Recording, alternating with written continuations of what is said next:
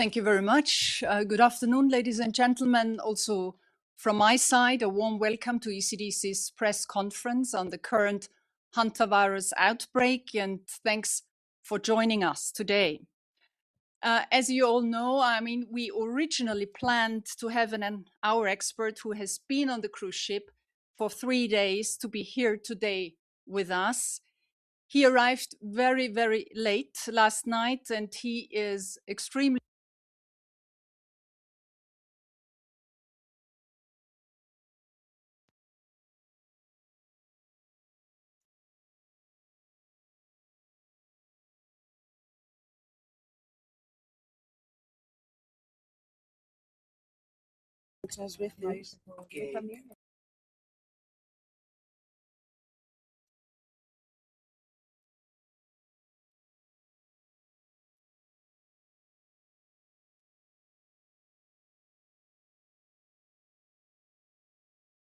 from our ECDC expert who was on board of the cruise ship. Second, we will present a summary of ECDC's actions, activities, and support actions for the member states during the last days. And the third main topic of today's press conference is we will, of course, give you an epidemiological update and the latest news on the current outbreak and present you the next steps and also the guidance for the member states regarding the management of the passengers who are now back in their home countries. Well, since May 2nd, as you know, when ECDC was first informed by the Netherlands about an outbreak of unknown etiology on a cruise ship, a lot has happened in a very, very short time. And I'm not exaggerating, ladies and gentlemen, that this outbreak and this situation poses a very complex outbreak situation due to many uncertainties and the involvement of 23 nationalities. Due to many of these uncertainties, and especially the long incubation period of Andes virus, up to 6 weeks, ECDC consistently has applied a precautionary approach from the beginning of the outbreak, a so-called no regrets approach. With the recent disembarked passengers now testing positive in the past days, our approach proved right. And it is important to say that due to the long incubation period, it is still possible that more cases among the passengers who are now actually in quarantine will occur. This cannot be excluded. So now that all passengers have been safely repatriated to their home countries under very strict and safe precautions, it also shows that we have learned many, many lessons since the pandemic. We is the European Union, the member states, and the ECDC. So what kind of lessons did we learn in the past years? Well, first of all, about collaboration. Cooperation and collaboration is key in crisis situations like that. So the efficient and good collaboration with the affected member states now and in the past days, first of all with Spain and the Netherlands, the collaboration with the European Commission, UK, but also WHO is really outstanding and very good. Secondly, in outbreak situations like this, it is key to assess as quickly as possible, despite many open questions, despite missing data at that point in time. So ECDC made a risk assessment last week, including first recommendations within 2 days. We also provided detailed rapid advice to the member states for the management, like the care of the patients and the passengers, the disembarkment, and the transfer of the passengers. This was not only right to do, it was also extremely important to assess and advise so fast in order to be able to decide quickly on key decisions, such as should the passengers take commercial or special flights home to their countries in Europe. Well, ECDC clearly recommended that all passengers should go on special flights, and this is to avoid any further risk of spreading of the virus. All of this was done within a very, very short time. Well, thirdly, I have to say that ECDC in parallel, as you know, activated the European Health Task Force and deployed within half a day an expert on board of the cruise ship who entered in Cape Verde, where we will give you a short report about his experiences and his main findings right in a few minutes. A second task force team of ECDC was sent to Tenerife to support with the same safe disembarkment of the passengers, and we supported mainly the Spanish health authorities in doing so. In addition, ECDC activated right at the beginning the new EU reference laboratory for rodent-borne and zoonotic viral pathogens to offer a fast diagnostic support to the national laboratories in the countries, and we will also provide you more details on this and the next steps. So, what is happening now and in the upcoming days and weeks? First of all, ECDC will continue to give updated guidance to the member states, how to manage the passengers who are now back in their countries. Most importantly, I have to say we recommend a strict quarantine for all asymptomatic passengers for 6 weeks, which means until June 21st or June 22nd, depending on when they left the ship. Via the reference laboratory, we will support to ensure a fast and, even more important, a high-quality diagnostic in the member states. Moreover, ECDC experts will now focus their investigations, their research on 2 main questions. First, how and where were the passengers infected? We need to learn more about the routes and the patterns of transmission of this virus. And secondly, we have to learn more about the virus itself, its transmissibility, its severity, and this will be done in the upcoming days and weeks via more genomic analysis.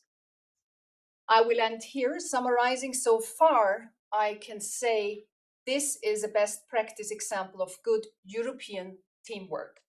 It's a good example of effective use of new tools such as the European Health Task Force. El president dels Estats Units va avui a Pequín de viatge oficial. Or EU reference laboratories, which are now available in the European de les grans empreses tecnològiques, entre les quals fins fa poc hi havia Elon Musk. L'estada de Trump es considera clau per determinar si els 2 països podran continuar mantenint la distància després d'haver posat fi a la guerra aranzelària. S'espera que la guerra a l'Orient Mitjà també es posi sobre la taula, però Donald Trump ha refredat l'expectativa perquè assegura que els seus negociadors ja van per molt bon camí. Thank you, Pamela. So I will give an update on the epidemiological situation and then some information. Més qüestions. Brussel·les vol posar facilitats per viatjar en tren entre països europeus. Avui la Comissió ha presentat una proposta perquè les companyies de ferrocarril hagin de posar bitllets a disposició de les plataformes de venda. Això hauria d'ajudar els passatgers a comprar bitllets combinats per moure's per la Unió Europea. En paral·lel, Brussel·les també reforçarà els drets dels passatgers si perden un tren de connexió quan hagin comprat un únic bitllet per a tot el viatge. A Catalunya, el moviment de mercaderies amb tren encara està condicionat pels problemes de la xarxa. Malgrat la reobertura del túnel de Rubí, els operadors logístics expliquen que hi ha limitacions i que el temps de trànsit està molt per sobre del que tocaria. Increment de cost per sobre del 40-50% per operar avui a Catalunya. Els temps de trànsit estan afectant considerablement, no només en el trajecte Portbou-Barcelona, que sí, però el trajecte Barcelona-Tarragona és el mateix. O sigui, un trajecte que es fa en 1 hora i mitja, ara es fa en... Okay. So we can continue now. Sorry for that intermission.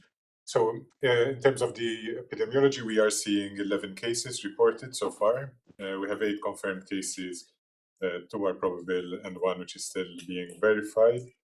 We have had 3 deaths among the cases so far, and 3 persons are still in intensive care or severely ill. ECDC, as the director mentioned, has been very actively following this event, and our colleague has been deployed in Cabo Verde and on the cruise ship since the 6th of May.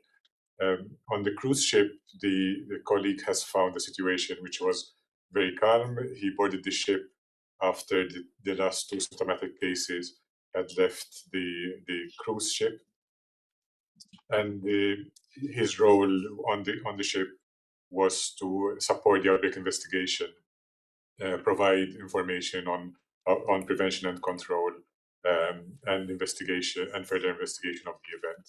He also supported the coordination with colleagues from the Netherlands who also boarded the ship. So 2 medical doctors boarded the ship to support the clinical care on board, as well as coordination with the Spanish authorities to support the disembarkation. During this time on board, there were no symptomatic persons on board, so the team assessed all the individuals who were on the ship regularly to identify any symptomatic persons, and there were none at the time. And they also provided advice on infection prevention and control measures on board of the ship. These recommendations were already being followed by the passengers on the ship. Passengers understood that this was essential to prevent further transmission, and these measures included wearing of masks, social distancing, and limiting contact with other passengers, and this happened regularly. The colleagues who boarded on this ship in Cabo Verde were, of course, also following this advice and wearing the appropriate PPE as according to our recommendations. And in general, we have seen that this has been followed throughout. Also, during the disembarkation process, there has been very careful following of the measures, the control measures, and the prevention measures, which have been recommended by ECDC and by the Spanish health authorities. And I think maybe that is kind of a summary of the situation on board, which Ettore found when he boarded the ship. And of course, there were, as the director mentioned, additional colleagues deployed in Tenerife to support disembarkation when this was happening in the last couple of days. Next steps. Oh yes, then in terms of the next steps, the passengers, of course, as you know, disembarked. They have been repatriated through collaboration with member states and the Union Civil Protection Mechanism, which is coordinated by DG ECHO. We have been in contact with the Spanish authorities and the Dutch authorities to support this repatriation process. The repatriation process happened using the full measures that we recommended. The passengers were not using commercial flights, so they had specific flights organized for them to go back to their countries. And when they were in the countries, they were received by public health teams to follow the quarantine measures which ECDC and the member states have recommended.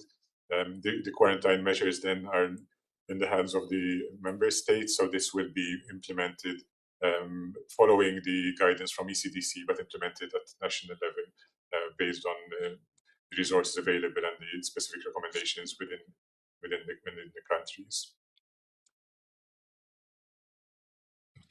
Next steps for investigation. Next steps for investigation. Yes. So we are following up the investigation process. The data that our colleague has collected on the ship is being analyzed currently and has been used also to identify persons who might have been at higher risk because of contact with other passengers who eventually became cases. In addition, we are collecting additional data in collaboration with the Dutch authorities, WHO, and other agencies on the risks on the exposures which the passengers had. And this will, of course, inform both the response to this outbreak, but also additional events in the future. So we hope to learn much more about this event and this virus outbreaks in the future. And this will help us respond and prevent illness in the event of such outbreaks. There is also quite a lot of testing happening of passengers during this process. We are providing some guidance to member states on the approaches for testing, both for, of course, the symptomatic persons, but also asymptomatic persons, which are being monitored in the respective countries. And this will support both the early isolation of patients. So if any of the persons under quarantine develop symptoms, and we have seen a couple already develop symptoms, then they can be detected early, they can be isolated very quickly, and this will reduce the risk of onward transmission to the general public. And this is why we, in our assessment of the event, we assess the risk as very low to the general public. The event has been is being dealt with by ECDC and by the member states in a very effective manner. If we all follow the quarantine measures which have been recommended by ECDC and by the countries, we will prevent further transmission and reduce the risk to the general population even further. All right. We give the floor to Andreas Hoffer. Thank you very much. I'd just like to say that since the very beginning of this outbreak, the EU reference laboratory responsible for Hantavirus has actively reached out to every member state to make sure that every country across the EU has access to the diagnostic materials that they require to perform the testing.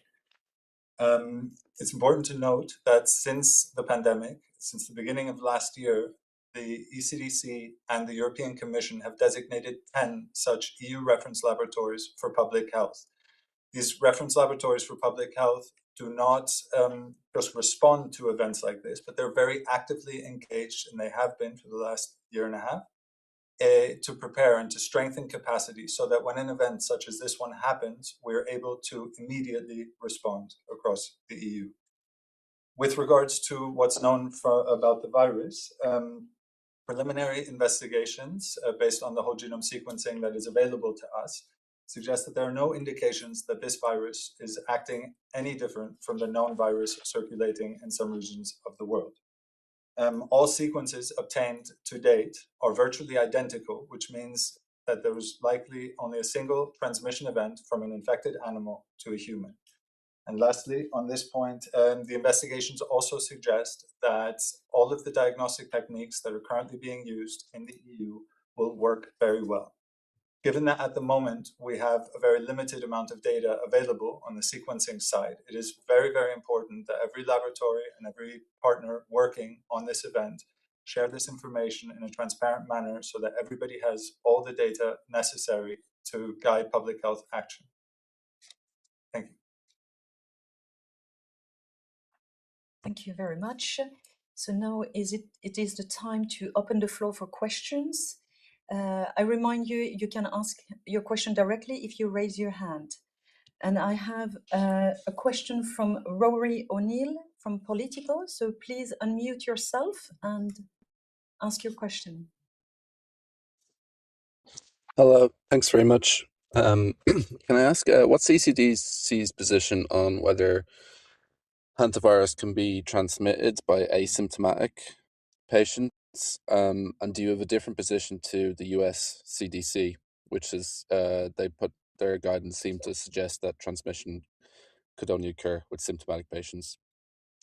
Secondly, if I can, the French Prime Minister yesterday called for stronger cooperation between EU countries on hantavirus. Do you take that as an implicit criticism of the level of cooperation so far? And where do you think Thank you very much. coordination between EU countries could be improved? Thanks very much. Yes, so maybe I can start by answering the question around the asymptomatic transmission. So the evidence that we have seen on this virus infection is that persons are most infectious on their first day of symptoms. So this is very clearly known. We also know that some persons can test positive before the onset of symptoms. So in our recommendations, we follow this evidence in the sense that we explain that the risk of transmission is highest on the first day of symptoms, but since the virus can be found in the blood in the days before onset of symptoms, in the first couple of days before onset of symptoms, then we assess that there might be some risk. So in terms of taking a preventive and a highly precautious approach, we recommend, for example, that contact tracing should be done for the 2 days before onset of symptoms as well. The risk there is very low, most likely, and there is no literature, no evidence that transmission has happened before onset of symptoms. But in terms of following a public health approach, we recommend to contact trace even for the first 2 days before onset of symptoms. And in terms of the collaboration between the countries, so Director can cover.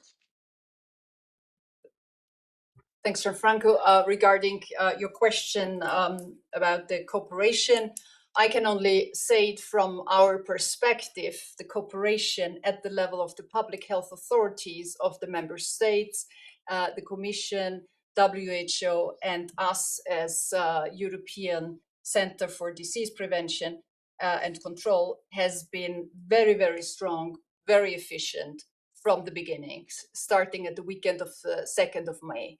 And so there were meetings every day, almost at night, not one, many, many more, at all kinds of technical levels, member states levels, because it was so important for us not only to have a clear line, but have an agreed and coordinated approach and way to move forward. And this was seen, otherwise it would have not been possible to organize the disembarkment of the passengers in such a fast, speedy, and efficient manner. All right, we have the next question to be asked by Joseph Corbella from La Vanguardia. Yes, thank you. Can you hear me? Yes, we can. Okay, perfect. Thanks for taking my question and for organizing this press conference. I wanted to ask about the French patient who is now in intensive care. She developed symptoms when she flew. Well, she's actually in a critical situation since Monday, I think.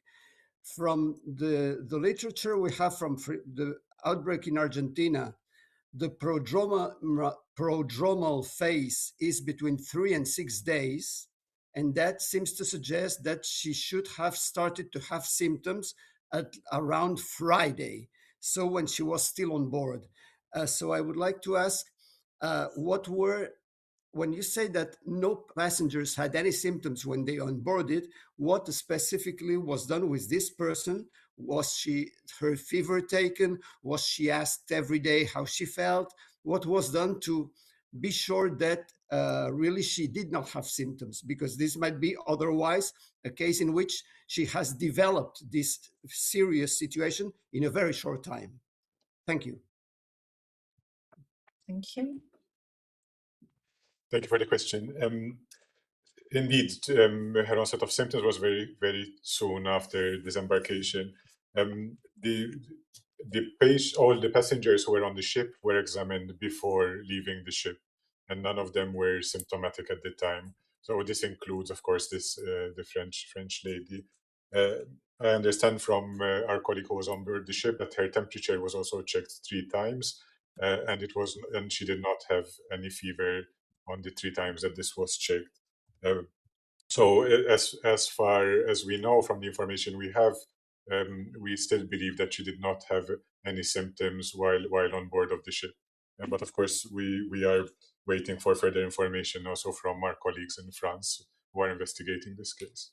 And we also see that the pattern of the disease might vary from person to person. So there might be some differences in terms of how patients present from one case to another. Thank you. And we are giving the floor to Kai Kupperschmidt from Science Magazine. Yes, thank you very much. So I wanted to ask about the guidelines you've drawn up together with WHO and others. It's my understanding that while they were being drawn up, there was the idea, of course, to distinguish between the high-risk contacts and the low-risk contacts. And at the end, the decision was made that everybody on board the ship is going to be treated, for now at least, as a high-risk contact. The quarantine, as I understand it, is only recommended for those high-risk contacts.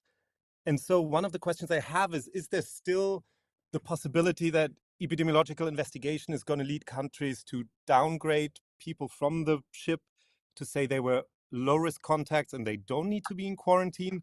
Or is it the ECDC's position that regardless of what comes out of these investigations, all of these people on the board, the crew, and the passengers should be treated as high-risk contacts and complete 42 days of quarantine?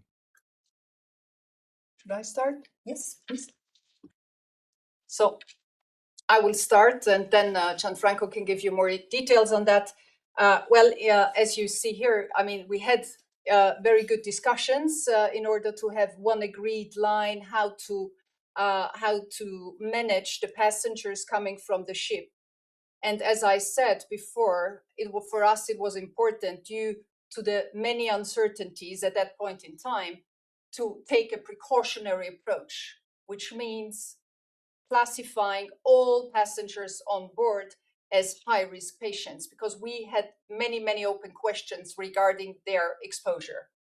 So saying this means all of them were treated the same way with regard to the transfer in special planes home to their countries, and the same applies to the recommendation of quarantine for 6 weeks, period starting with the disembarkation of the ship.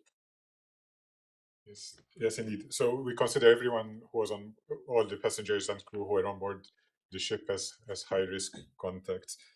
While our colleague was on the board, we collected some data on the risks which on the exposures which the passengers had to some of the cases which were detected, and this information could be used to reassess in the future. However, we have now seen 2 cases who developed symptoms immediately after disembarkation. So our assessment is still that all the passengers need to be considered as high risk. And as the director said, we will consider the date of disembarkation as day 0 in terms of counting the quarantine period. The passengers are now in the countries, so there is an opportunity for further investigation at national level. So there might be some additional assessment, but with the information we have currently, we would recommend to keep considering all passengers as high-risk contacts. All right, thank you very much.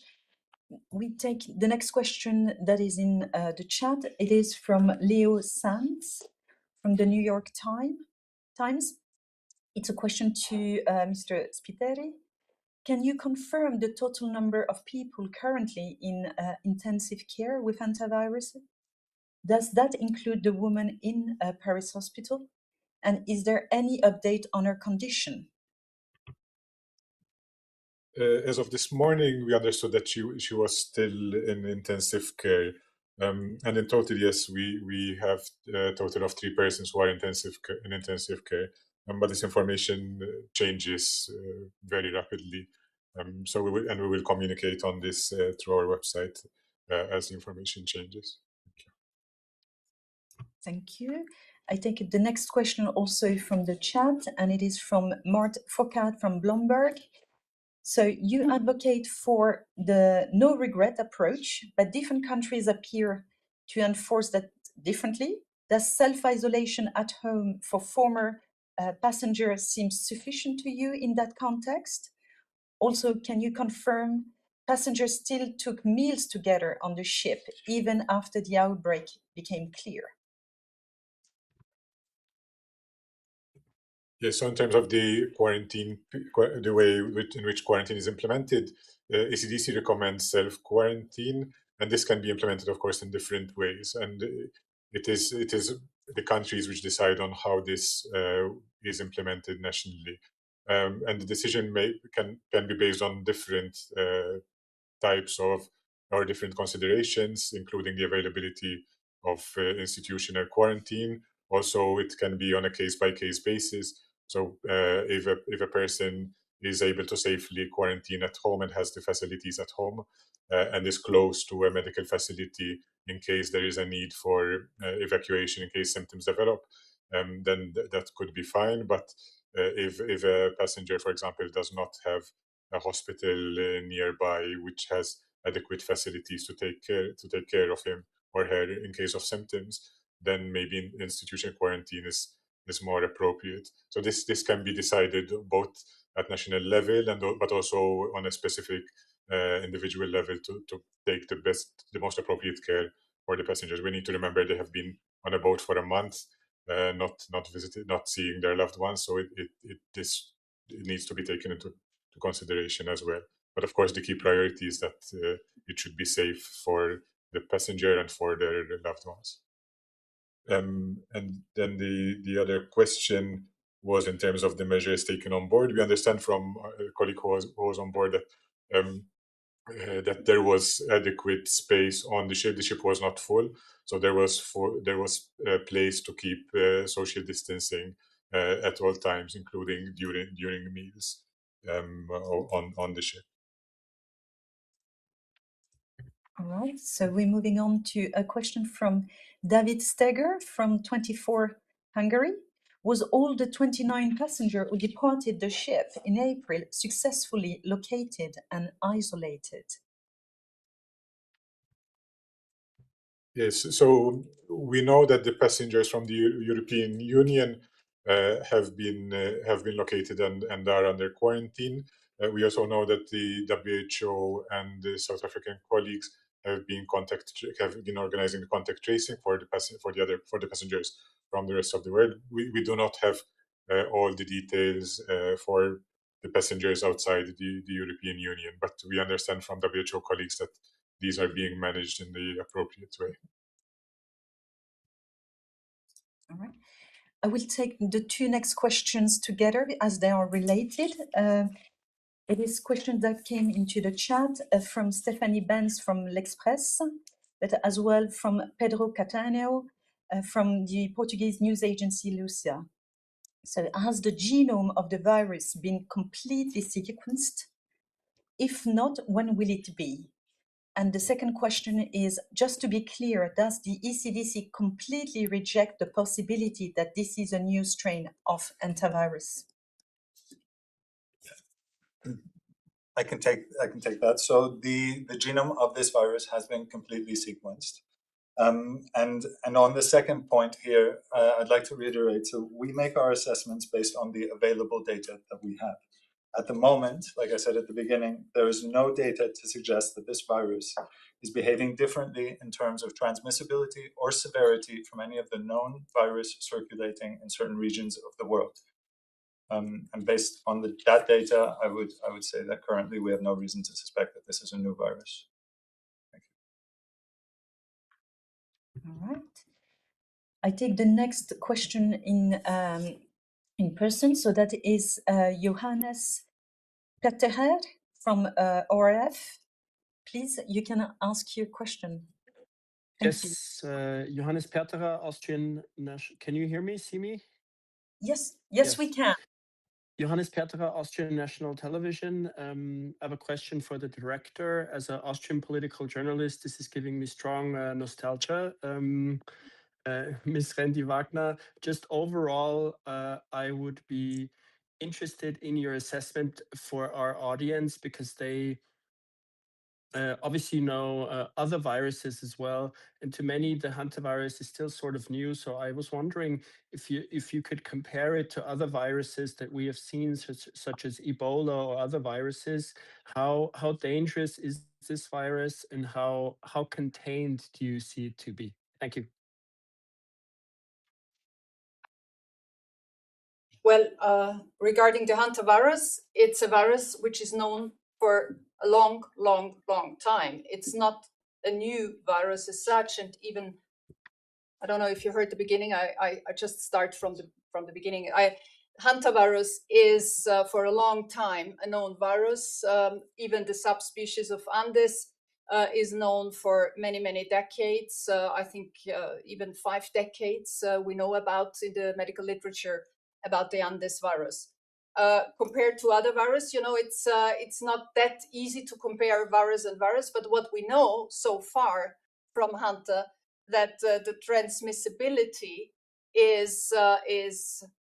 needs a prolonged period of exposure or very intense contact. This is, if you compare it, for example, to measles, this is like a much less risk of transmissibility than compared to a measles virus, which is much, much faster and easier spreading than this kind of virus. So it's not easy to compare as such. All right, thank you. We are going to give the floor to Tommaso Galabotti from ADN Kronos. Yes, Tommaso Galabotti, ADN Kronos, Brussels. Just one question, because is there any chance? I understand that the hantavirus has been known for a long time, and I guess that it's the same virus, if I'm not mistaken, which killed the Gene Hackman. But is there any chance that this virus, this Andes virus, can mutate in order to be more easily transmissible from human to human? Many thanks.